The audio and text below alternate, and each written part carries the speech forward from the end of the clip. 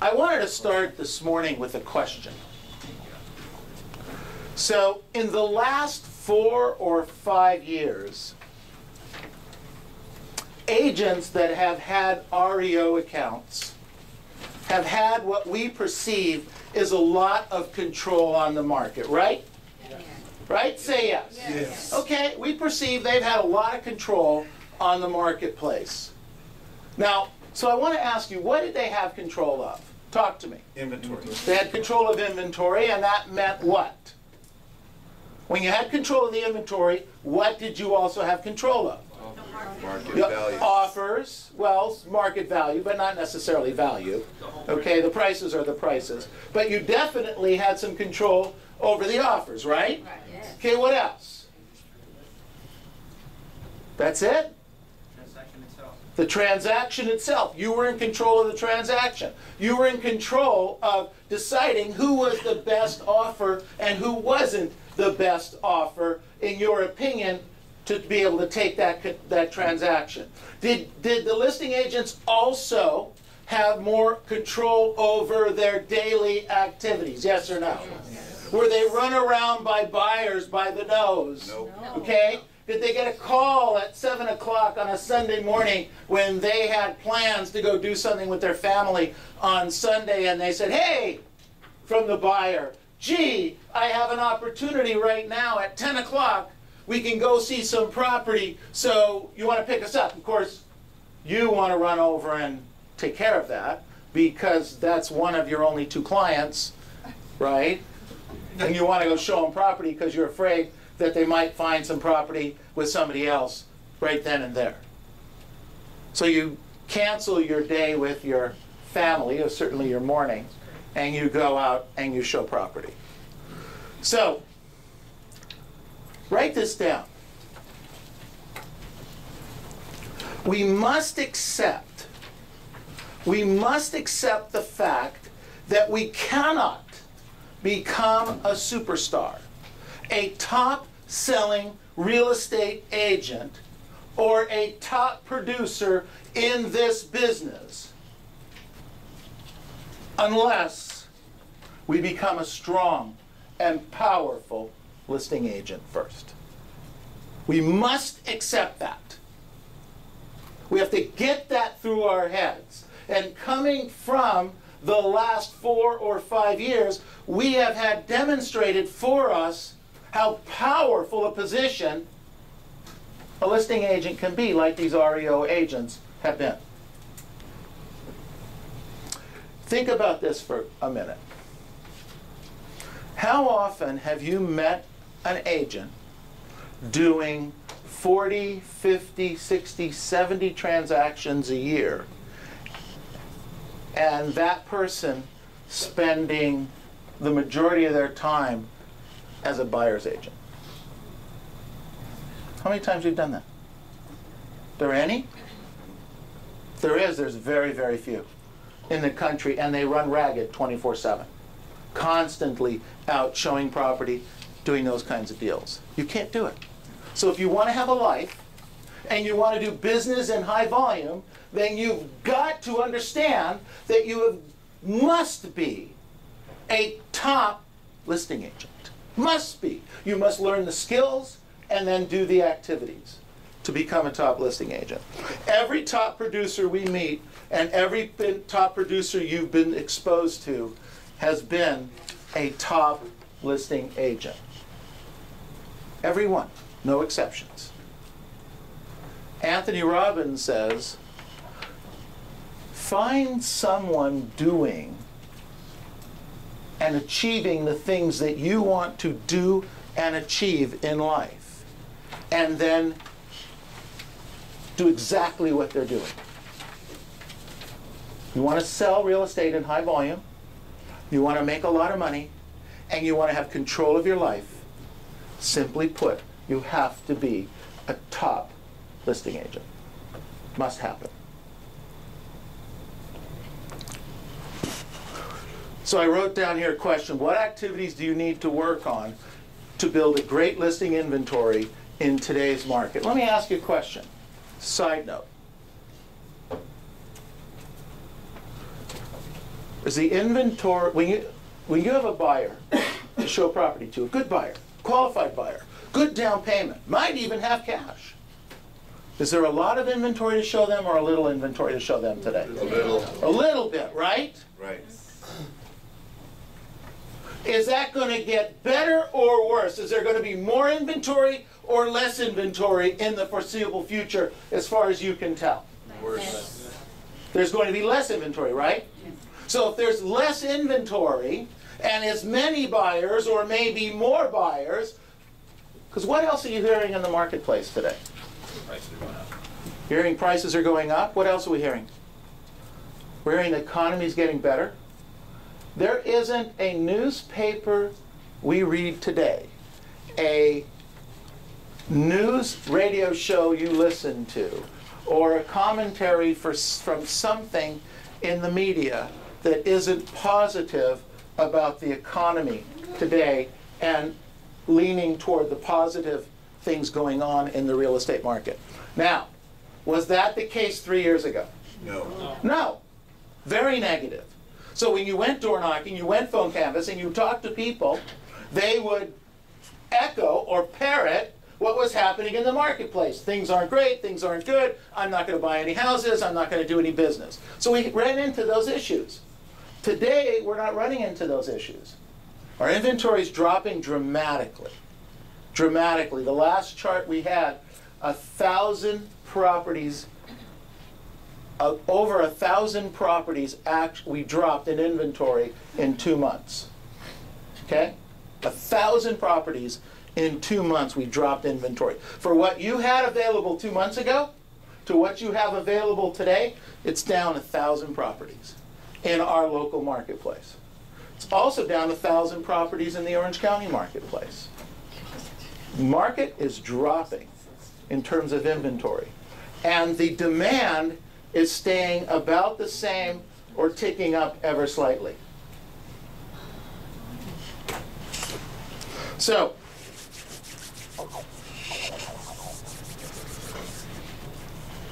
I wrote down here, you cannot become a great listing agent unless you go on a lot of listing appointments.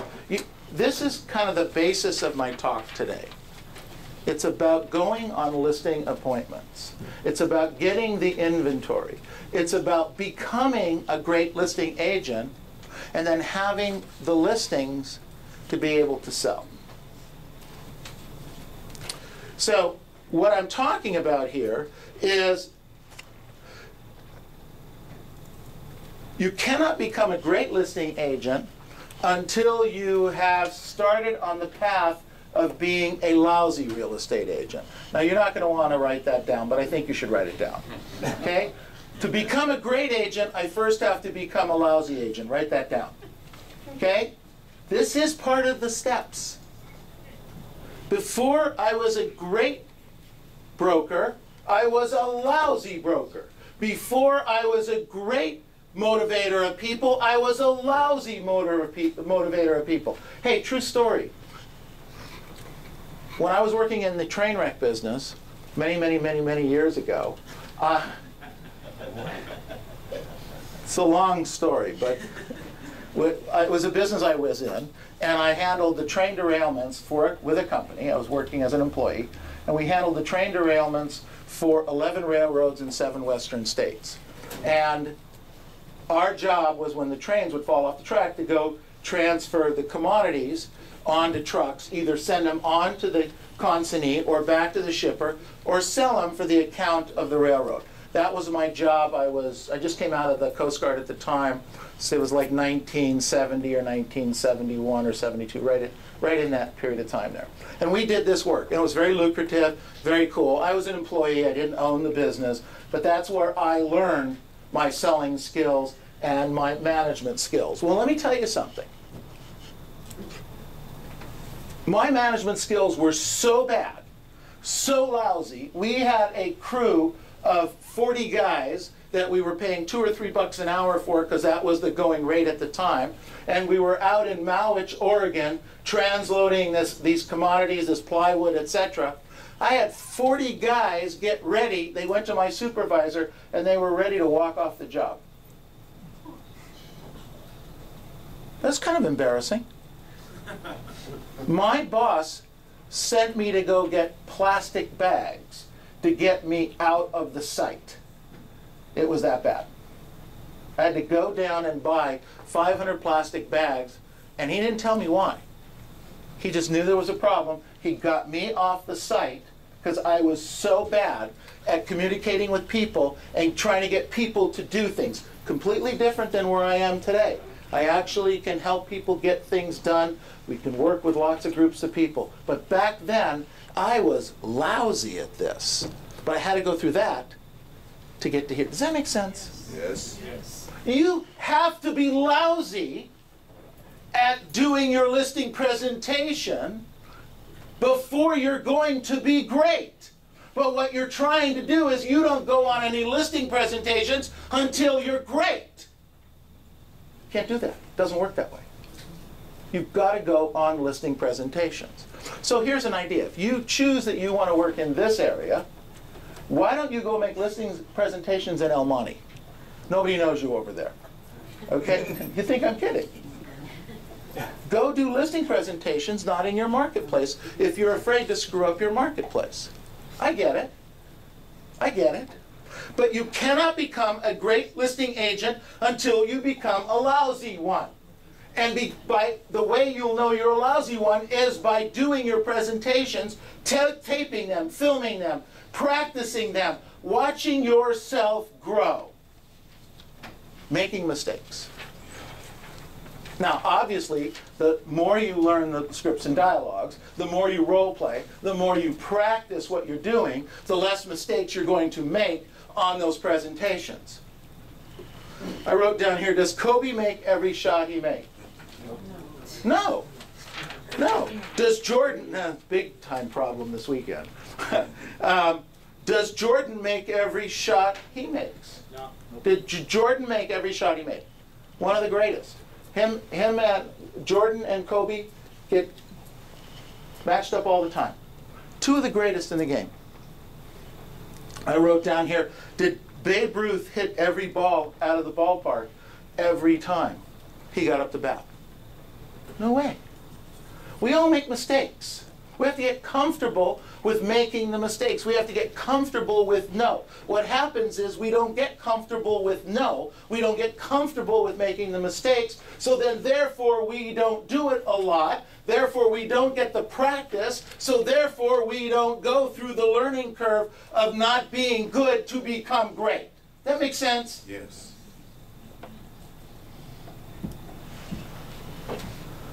Every chance I get to speak in front of people, I take it. And let me tell you something, I'm scared to death. Just last week, I talked in front of 1,000 people at a completely different event. There wasn't a real estate agent in the group. I couldn't talk about scripts and couldn't talk about dialogues. I couldn't talk about prospecting. I couldn't talk about anything. What the heck am I going to talk about up there? But I took the opportunity to do it so that I could stretch myself to get better at what's going on. Did a pretty nice job. Went through a lot of pain and aggravation to get there, but the presentation went well. How many times do you step out of the box? How many times do you put yourself in a stressful or painful situation? When you drive by a for sale by owner, how many times do you stop? Have you worn the brakes out on your car stopping for sale by owners yet lately? Probably not. Why? Because you don't know what to say and how to say it. But you know really why? Because you're afraid of looking bad. And being afraid of looking bad in front of somebody else that quite frankly doesn't care is preventing you from achieving your goal. Think about that.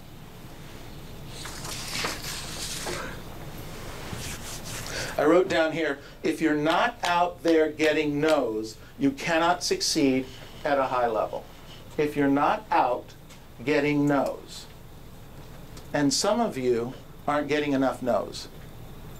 You're just playing it safe. You're standing back. You're holding back. Stop doing that. Especially in this market. Is this market changing, yes or no? Yes. Okay? It's getting a little hotter. It's getting, you know, Mike Ferry got up in front of you 3 weeks now. He alluded to one of the greatest problems each of us will have going forward over the next year. Now, we think it's inventory, and that's part of it. But do you remember what he said was our greatest problem that we're facing? All the agents that are in the business. Stand up and say it. All the agents that left the business are going to be coming back. All the real estate agents who left the business who are coming back. Well, let me tell you something. In the last week, we got 4 phone calls. Just like that. Agents who said, I heard it's getting better. I'd like to talk to you about getting into the real estate business again. Well, where have you been? Well, I was at Nordstrom's, or I was wherever I was. Okay? So we're having our own problems and difficulties with that because we're only looking for people who want to really go through the wall, hit it out of the ballpark. So, but there are some out there. But I'm telling you, that's what's coming. We're just a little company, and we're just a few guys that are talking to these people, and we've talked to 4 in a week. Wow. Think about that. So, if you're not that good yet, time's running out. You had better start practicing. You better start working on your skills. You better start drilling constantly and focus on going out and becoming a great listing appointment. I wrote this question down. How many people did you talk to this week? No, don't raise your hand and don't tell me. But, you know, like on a piece of paper, just write it down. Cover it. All right? How many people did you talk to this week? Second question on there, how many appointments did you go out on? How many appointments did you have face-to-face with a buyer and seller? How many appointments did you go out on? So, I wrote this down. No appointment, no contract. Write that down. No appointments, you can't get a contract. That's the weird thing about our business. If you don't go on an appointment, you can't get a contract signed. No contracts, no money. No contracts, no money. You guys with me here? So, therefore, no appointments, no money. You guys get me? I could go one step further. If you're not prospecting, looking for leads to turn into appointments, you can't make money. This is the weirdest business in the world. It is so clear cut. Very, very simple business. Very simple. No appointments, no money. So, my question again is, how many people did you talk to this week? 8, 10, 12, 15, 20? Write this down. If you're not talking to between 120 and 180 people every single week in this business, you've got a problem. You have a problem. Now, if you're talking to 120 to 180 people a week in this business and you're not creating any leads, we need to work on what you're saying and how you're saying it. If you're talking to people and you're creating leads, then you're not converting those into appointments, maybe you're not following up enough. I don't follow up, Neil, because I don't want to bug people. If they want to do business with me, they'll call me. Agents, let's think about this, that do 30, 40, 50, 70 transactions a year. Do you think they wait for people to call them, or do you think they're calling people? What? Calling. They're calling people. Anthony Robbins says, find out what people are doing that you want to do. Make money, do lots of sales, and follow what they do. Now, You see them driving a nice car, so you say, well, that's it. I'm going to drive the nice car, and then you don't do the other things. And you want to know why it's not working. Because it's not about just driving a nice car, living in a nice neighborhood. It's about the work and effort and activities that you have to do every single day. I wrote down here, you cannot figure out what's going on and your numbers unless you keep track of your numbers every week. And then below that I wrote down, if you're not keeping track of your numbers, in my opinion, you're not serious about this business. If you're not serious about this business, how much time can you expect Frank or Neil or Bill to be giving you on a regular basis? Because we want to give our time to the people who are serious about this business and want to excel and work on going to their next level, whatever that is. You think business was tough before? You think it was a problem before, over the last 4 or 5 years when the market was going down? Let me tell you, you don't know what tough is. I mean, here's why. Because I can compete as a great listing agent, as a great presenter, against another great agent, and I'm going to get my numbers and they're going to get their numbers of listings and sales, because that's what great agents do. Let me tell you what you can't compete with. You can't compete with the niece and the nephew. Did you hear what I just said? Yes. Yes. You can't get a listing. If I'm a seller and I'm going to give my listing to my niece or my nephew, and you could be King Kong real estate agent, I'm still going my niece and my nephew, aren't I? You can't beat them. This is a tougher market, and the only way you're going to win, excel, succeed in this market is through talking to more people. And when you do talk to those people, be the best you can be at every single opportunity, bar none. Otherwise, there's going to be a certain percentage of people, the percentage that we were kind of what we call low-hanging fruit. Those are the deals that we were getting that the niece and nephew didn't get. We were kind of getting those because we were just okay, you know, we could get the business. Now, niece, nephew, mom, dad, those other real estate agents are all coming back in the business. All those listings are being taken off the table. What activities are you going to do? What work are you going to do? What skills are you going to work on right now to overcome that? Lots of opportunity out there. Big business. Selling houses is fantastic. Let me tell you something. I have no college education. I was born on the wrong side of the tracks, in the wrong neighborhood. You know, my parents, I didn't starve to death, and they didn't put cigarettes out on my arm. Thank God, you know. But this is the only business on the planet that would allow me to be able to earn the money that I earn, to be able to help the people that I can help, to raise my family and do the things for my family like we're trying to help you do for your family, that is a somewhat level playing field. If you have a college education or you don't have a college education, it doesn't matter. If you were born in this country or not born in this country, it doesn't matter. If you're a man or a woman, it really doesn't matter. Except that women probably have a little bit of advantage over us guys, so, because they're nicer. They have more empathy, okay? They raise families. They get that stuff. So we guys have to overcome that. It's an amazing business, an amazing opportunity. And the media is leaning our way a little bit right now. Take advantage of it.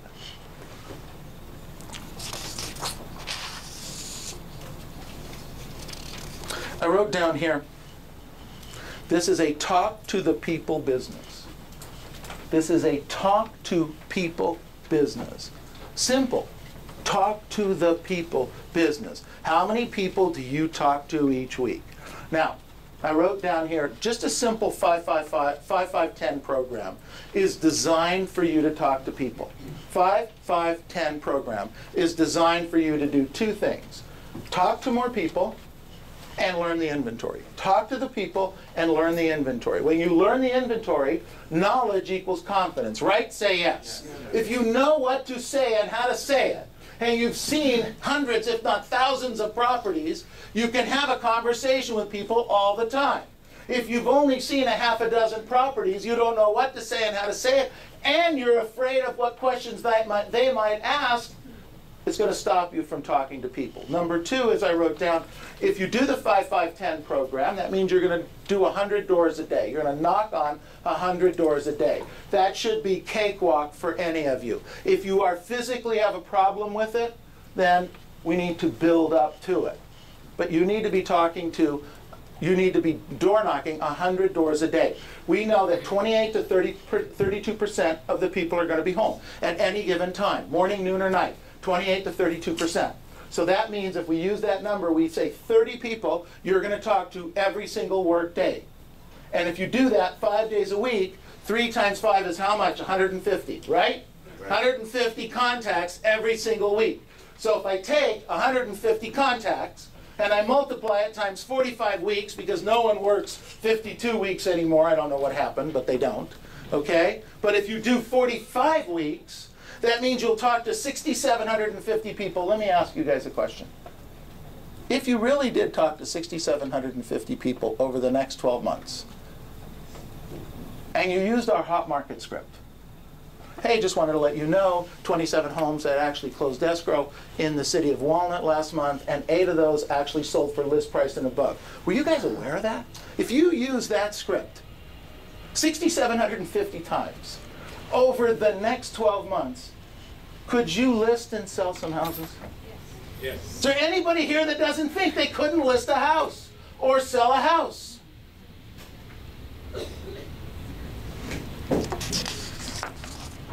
I wrote down the business is changing. Business is changing. We're phasing out of phone contacts and phasing into door contacts. Okay? Not completely one and not completely the other. But here's the reality. Think about this. When your home phone rings, your landline at home rings, those of you that have one, who do you think is calling you most of the time? A salesperson, a telemarketer, right? Say yes. Well, if you think that, what do you think all the millions of people out there also think? They think it's a salesperson. And they're apt to pick up the phone or not pick up the phone. Not pick up the phone. So where am I going to get leads, Neil? That doesn't mean you're not going to get some there. You are. You're going to have to go through more. You're going to get leads at the door. Lots of leads at the doors. Again, 28 to 32%. And at the door, you're going to get email addresses and you're going to get cell phone numbers. And then on blitz days, now those are leads, ladies and gentlemen. Leads. Prospecting is lead generating. Follow-up is appointment setting. Prospecting is lead generating. Follow-up is appointment setting. So when you come back and you are doing the phone blitz with the company, you do that and you work on your follow-up, your past client, and your sphere, and those are the people that you phone call. That makes sense? But you've got to be out on the doors at least 4 days a week now. The business is changing. I wrote down the message for the last few years to the public was negative. We talked about that earlier. The message to the public we're hearing today is more positive. I want you to take advantage of that right now. Today matters. What activities will you do? What changes will you do in your business? How many 5, 5, 10 days will you commit to, and more importantly, do over the next week or two to get the leads, to do the business? There isn't one person here that isn't capable of getting at least one listing a month. Not one. And if you're not getting one listing a month, it's because you're not trying. It's that simple. Okay? It's that simple. Because you're not trying. So you don't get a listing, you got to talk to me at the end of this month. Okay? It's that simple. If you're getting listings, get one more. Get one more. If you normally get 2, get 3. If you normally get 3, get 4. Get one more. But I'm telling you, not one of you should come back in any 30-day period without at least one listing. And I want to ask you a question.